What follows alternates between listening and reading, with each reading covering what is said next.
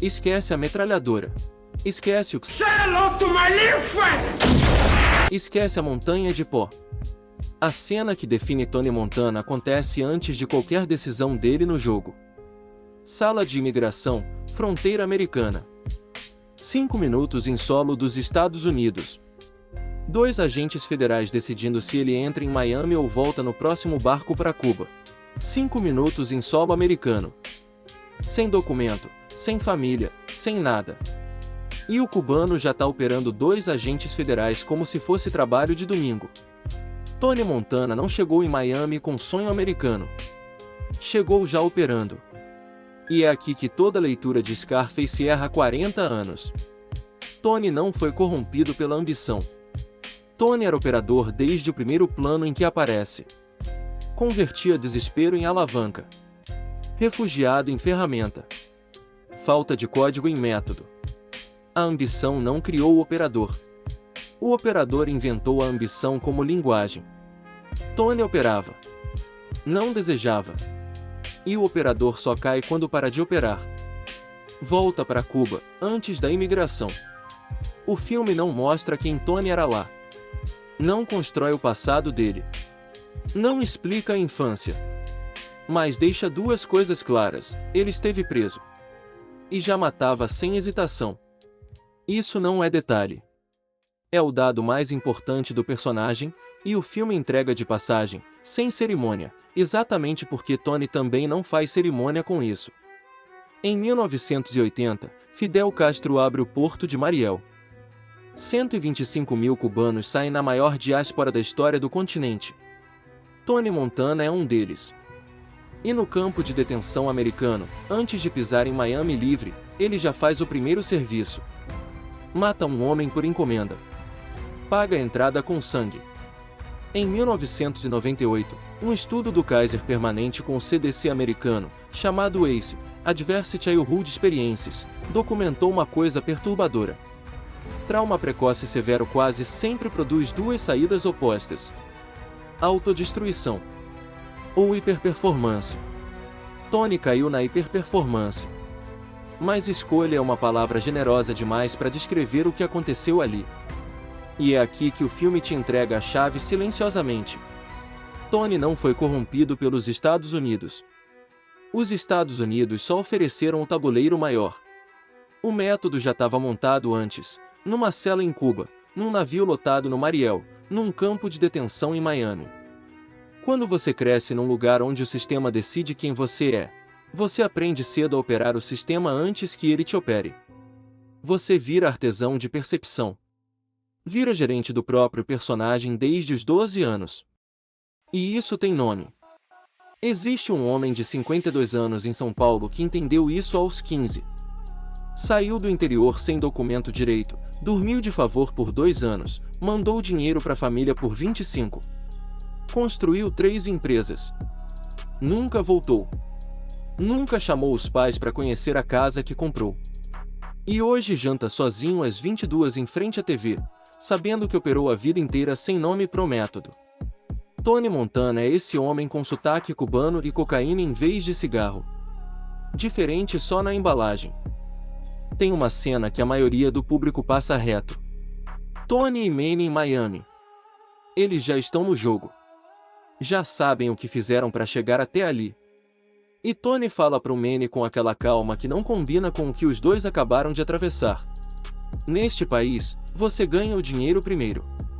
Depois o poder. Depois a mulher. A maioria ouviu isso como ambição vulgar. Manual de mafioso barato. Não é. É blueprint operacional de quem já matou e quer saber a ordem certa das próximas jogadas. Não é sonho. É protocolo de escalonamento. Tony não tá olhando pro futuro, tá organizando o sistema que já está em execução.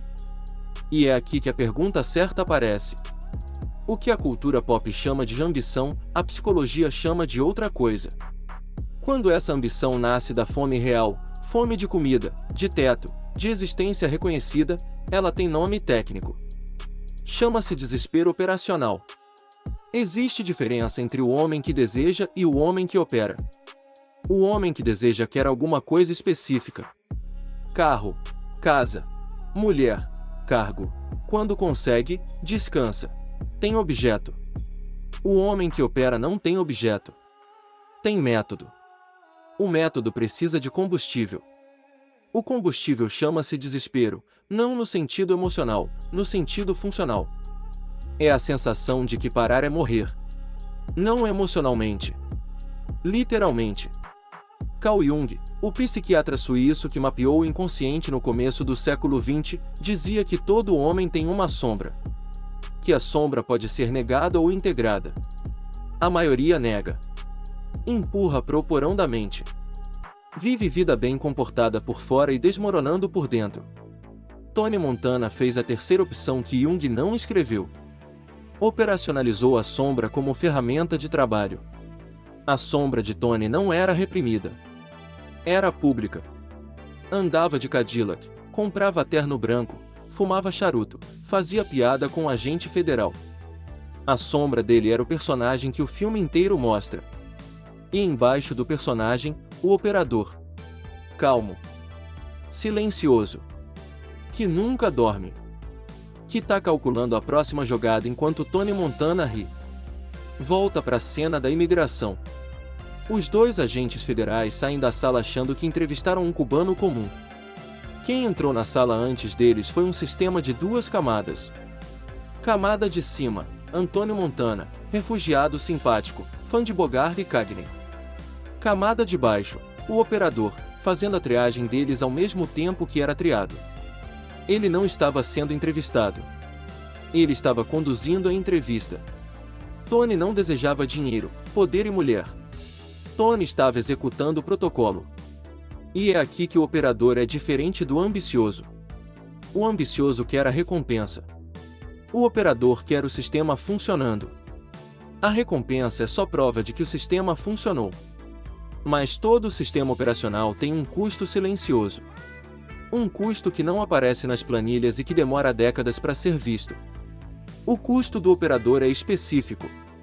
Ele se torna um método. E o método não consegue parar, porque parar é a única coisa que o método não sabe fazer. Tony não começa como operador perfeito. A primeira negociação com os colombianos vira caos. Angel é morto com motosserra. Tony sobrevive no susto, não no controle. O método ainda está bruto, funciona por instinto, não por arquitetura. Mas o operador aprende rápido. Porque o método se calibra sob pressão. Cada crise é dado. Cada erro é parâmetro. E quando o método está calibrado, fica invisível. Frank Lopes tenta matar ele. Tony mata Frank no dia seguinte. Sem drama, sem trauma. Operacional. Omar tenta queimar ele com Sosa. Tony entende a jogada antes do Omar entender que foi pego. Sem hesitação. Manny dorme com a irmã. Tony atira primeiro, pergunta depois. Operacional até quando dói. E aí o filme te entrega a única cena em que o operador desliga. Sosa pede um trabalho específico. Tem um jornalista da ONU que vai testemunhar contra o cartel em Nova York. Precisa morrer. Tony aceita. Já fez 20 trabalhos desses. É só protocolo. A bomba tá no carro. O carro tá em movimento na cidade. Tony tá numa segunda viatura atrás. O dedo dele tá no detonador. O método tá em execução. E aí o jornalista entra no carro com a esposa e 2 crianças no banco de trás. Tony hesita. Pela primeira vez em todo o filme, hesita. Esse é o momento exato em que Tony Montana morre. Não é o tiroteio final. No instante em que Tony introduz moral no sistema, o sistema deixa de ser sistema. Vira homem. E homem é o que Tony não é há 20 anos. Lembra o que disse no começo desse vídeo. O operador só cai quando para de operar. Tony não foi morto por ambição. Tony não foi morto pelo Sosa. Tony foi morto pela primeira vez que ele sentiu alguma coisa. A ironia é cruel. A única coisa humana que sobrou em Tony, a recusa de matar criança, é exatamente o que assina a sentença dele. E aí vem a cena final. Aquela que todo mundo conhece. A montanha de pó, a metralhadora, o Say Hello to My Little Friend. Olha de novo, agora. Aquilo não é o operador funcionando. Aquilo é o operador depois de morto, ainda mexendo as mãos. É o último gesto reflexo de um sistema que já desligou no instante da bomba não detonada. Aqui o vídeo vira câmera. A gente assistiu Scarface durante 40 anos achando que era filme sobre ambição. Sobre o cara que quis demais e perdeu tudo.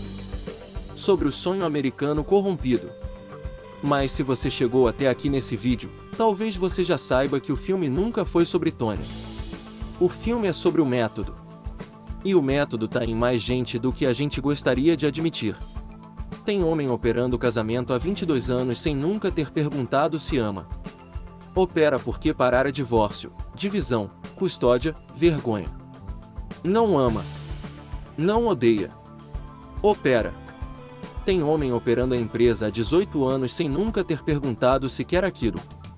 Opera porque parar é falência, demissão, vergonha pública, conversa difícil com o pai que pagou a faculdade. E a parte mais perturbadora é, funciona. Funciona há 20 anos. Todos estarem na ordem certa. E aí, num dia qualquer, o homem para. Não por escolha. Por acidente. Por filho que adoeceu. Por amigo que morreu. E quando o método trava, o homem percebe que faz 20 anos que não tem nada que ele seja além do método. Aí começa a queda. A pergunta que importa não é se você é o Tony Montana. A pergunta é se você sabe quem você é quando para de operar. Porque o método te leva longe. O método te dá casa, carro, empresa, casamento, currículo, foto de família no Instagram, churrasco de domingo. Mas o método não te dá quem você é. E o operador só cai quando para de operar. Scarface nunca foi sobre o homem que quis demais. Foi sobre o homem que nunca aprendeu a ser homem, porque foi operador desde os 12 anos. Tony operou desespero. E o operador não se desliga sozinho.